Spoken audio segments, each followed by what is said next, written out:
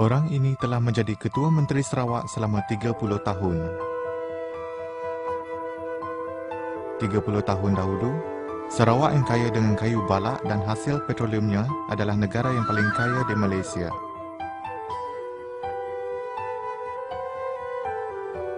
Hari ini, Sarawak telah menjadi salah satu negeri yang paling miskin di Malaysia.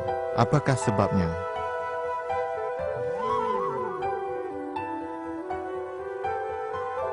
Mungkin kita harus tanya ATM, iaitu Abdul Taib Mahmud, orang yang mungkin paling kaya di seluruh Malaysia. Mengapa rakyat Sarawak menjadi semakin miskin, sedangkan Taib Mahmud semakin kaya?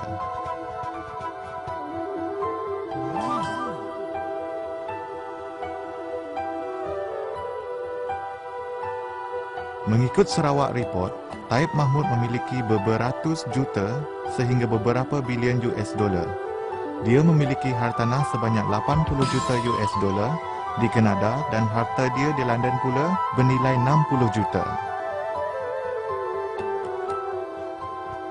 Ini adalah istana Taib Mahmud di Kuching. Dari mana dia mendapat kekayaan yang begitu banyak?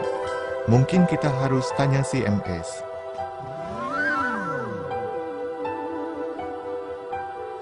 CMS atau Cahaya Mata Sarawak Berhad ialah syarikat yang berkait rapat dengan keluarga Taib.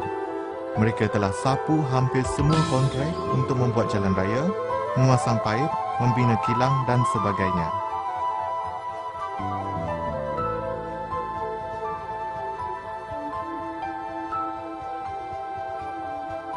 Di bawah pemerintahan Taib Mahmud dan Barisan Nasional, hutan ditebang, tanah adat orang asal diceroboh, lalu diberi kepada toke-toke balak, syarikat-syarikat sawit serta CMS. Orang asal yang dijanjikan dengan pelbagai pembangunan dan manfaat semasa pilihan raya, akhirnya mendapati tanah adat mereka dirampas untuk mendirikan empangan. Mereka dipaksa berpindah ke tempat yang tidak ada tanah.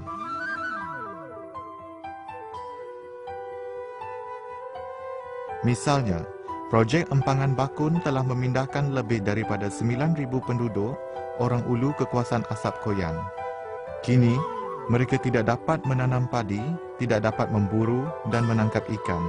Budak-budak tidak dapat ke sekolah kerana tidak mampu membayar tambang.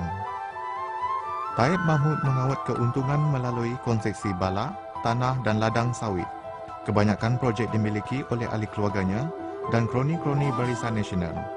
Mereka menjadi kaya raya sedangkan Iban, Bidayuh, Melayu, Kayan, Kenyah, Penan dan semua kaum orang asal terus hidup dalam papa kedana.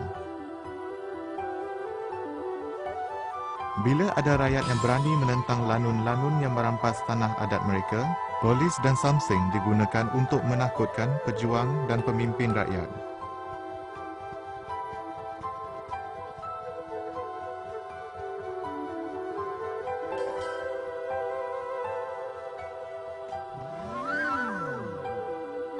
Pemerintah Sarawak sekarang sudah dirasuk oleh tamak.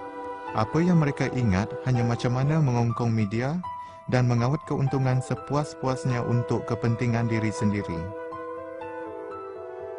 Sumber asli dan kekayaan Sarawak akan pupus sama sekali dalam 10 tahun lagi atau kurang, sekiranya rakyat terus membenarkan lanun-lanun ini terus menyamun dan merampas.